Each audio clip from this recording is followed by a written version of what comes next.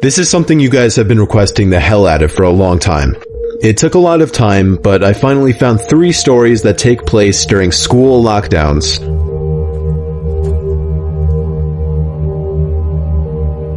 It was a typical boring day in calculus, only it was Friday, 7th period, meaning the week was almost over and spring break would finally be upon us, so everybody was getting antsy in their seats, I could tell. We didn't have a test that day like a lot of my friends did with their other teachers, so our teacher in the middle of class just decided to start playing games with us on Sporkle.com. He was a very laid-back teacher like that. As we were doing some brand logo quiz on Sporkle, I remember the exact moment it happened. Right after my friend answered a question, I remember the exact answer too, Adidas. The dean's voice came through the loudspeaker. He sounded panicked and frantic as he told all the teachers this was not a drill and to go into lockdown. I actually got the chills, and I got goosebumps on my arms as our usually laid-back teacher too seemed panicked as he ran to turn off the lights and ushered us to the back corner of the room. We all sat in silence for about 2 minutes, and then the usual buzzing that came from a panel in the back of the room ceased, indicating that the school must have cut all the power. We all looked at each other, realizing this must be serious. A few more minutes of waiting later, we heard a man screaming at the top of his lungs coming down the hallway. 2 girls in the class actually started crying, which made all of us even more scared. As the screaming got closer to the classroom, the lunatic-sounding man started banging on the lockers while screaming, "I'll kill all of you." It was at that moment that I started to fear for my life. My teacher shushed us as we all looked at each other to see our peers' reactions. The banging then moved from the lockers to our classroom door. And that's when one of the crying girls screamed no. The banging on the door only grew worse as the man started screaming, "Open up." 2 of the girls in the class were crying out loud now. It felt like an eternity that man was pounding at the door, but eventually, he finally continued down the hallway, screaming like a mentally insane person until we could not hear him anymore. I'd say 10 minutes later, though it felt like half an hour given the situation, the dean came back on the loudspeaker explaining the situation, which was surprising for him to do. He explained that some apparently mentally unstable person entered the building and assaulted the woman sitting at the front desk, causing her to flee the building screaming, and staff wasn't sure if the man was armed or not.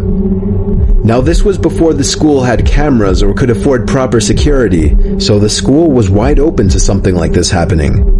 The staff had done a sweep of all the hallways and classrooms and couldn't find him, so the dean instructed the teachers to resume teaching but to keep all the doors locked and to not let any students leave for any reasons. The most disturbing part, however, is that one of the janitors working the night shift found the man sleeping in one of the storage closets near the back end of the school, and according to rumors that were spread by my peers, sticking out of his pocket was a .44 Magnum. The janitor must have done something stupid to wake him up, for example, leaving the closet door open, because by the time a police officer could arrive on the scene, the man was gone. My entire class, as far as I know, to this day, has no idea if this man was ever found, but I like to think that right now, he's being given the proper help that he needs.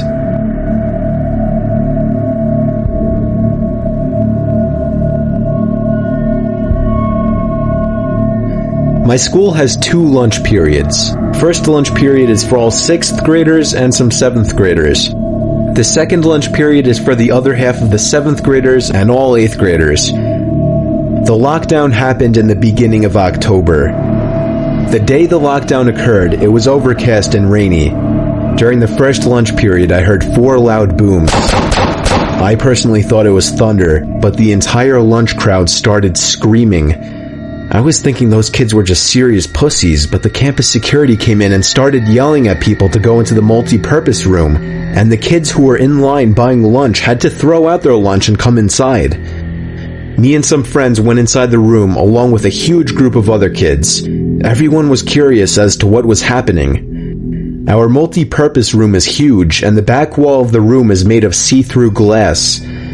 When me and my friends were rushed inside the campus, security was covering the glass with the curtains, and there were adults at every exit. My friend Eric was curious, as well as the rest of us, so he asked one of the adults what was going on.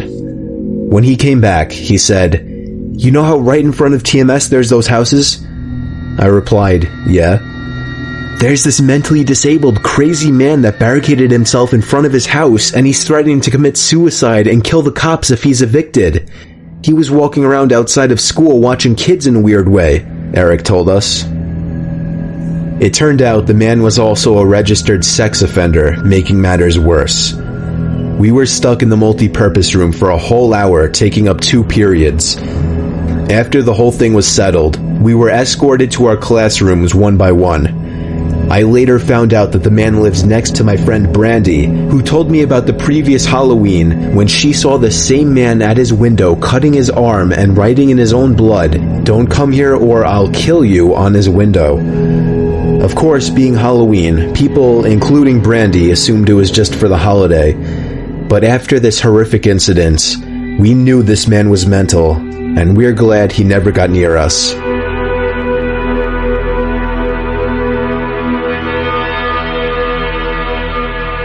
I'm 22 years old, fresh out of college, and I recently got a job at my old high school as a sort of computer intern in the school basement. The basement of the school is very messy and disorganized, but there is a small 3-person office that's actually very nice down there. It has 3 nice big desks, 2 mini fridges, a flat-screen TV mounted on the wall, and oh so satisfying air conditioning, a luxury the students and teachers cannot enjoy in the school. And of course all the school servers and other computery stuff. I got the job because 3 of my old computer teachers flat out adored me. I could actually consider them as real friends, not just teacher figures, so they all helped tremendously in landing me this job. It's been great, until something that happened a few weeks ago. My 2 co-workers that shared the office with me, Dave and Gary, weren't in the office at the time. They were upstairs working on papers or whatever. I was eating my sandwich during my lunch break when I got a phone call from one of the women in the front office telling me the school was on lockdown and that somebody, possibly armed, had entered the school. There wasn't much that I could do other than turn off the lights because, surprisingly, as nice as this little office was, it didn't have an actual door to it, just a big opening, and the door to the whole basement didn't even have a working lock. For my own safety, I did turn off all the lights in the office and my computer screen. I kept my phone on the desk, texting both Gary and Dave, but they wouldn't respond. I sat down there in the dark, playing games on my phone for like 20 minutes, waiting for the call from up front to tell me to resume working. I had no idea what was happening. I couldn't hear what was going on upstairs from down here. But I was not allowed to make any calls until I was informed that the lockdown was over. Then, the noisy basement door opened. As the creaking echoed across the basement and into my office, I sat up from my seat, wondering if I should call out Gary or Dave. I was eager to get some info from them. Someone then came running down the stairs, and their footsteps were approaching my office. I pushed away my chair and crawled under my desk. Somebody entered the office, but did not turn on the lights. There was just silence. I can't even describe the fear I was experiencing. I felt like if I made one sudden noise, I'd be a dead man. Suddenly, my phone dinged as I got a text message. I felt my entire world shrivel up and die at that one moment as I clenched my teeth in fear. Footsteps suddenly moved closer to me until I finally dove out from under the desk in capitulation, begging whoever it was not to kill me. And just then, someone grabbed my arm and pulled me up. It was some guy in a red plaid button-up, jeans, and a reddish-black cap. He told me, "It's okay, I'm just down here hiding with you." "What's going on up there?" I whispered to him. He kind of ignored my question and asked me if there's an exit down here. I told him, "Yeah, around that way." Before he could do anything else, I asked him, "Who are you?" There was a brief moment of silence, Before he started explaining, he was coming in to pick up his son when a teacher told him to hide. After his explanation, I checked my phone and saw the text I received was from Dave. It said, "Dude, this is fucking crazy. Some guy with a gun shot Mr. Buckley. He's wearing a red shirt and hat. Whatever you do, don't come upstairs." I was about to reread that text out loud to the man until I realized. I looked up and felt my stomach sink. The man seemed to catch on to my suspicious stare. Panicking, all I could think to do was to run for the upstairs. A gunshot echoed through the basement, and I could hear the bullet ricochet off something metal in the darkness. But thank God the bullet missed me, and I made it upstairs. Fortunately, police were waiting at all exits, including the basement exit, and caught the man the second he opened the door. More good news, our teacher Mr. Buckley survived the gunshot. It was later determined that the man and Mr. Buckley had some beef for whatever reason, but that was never revealed.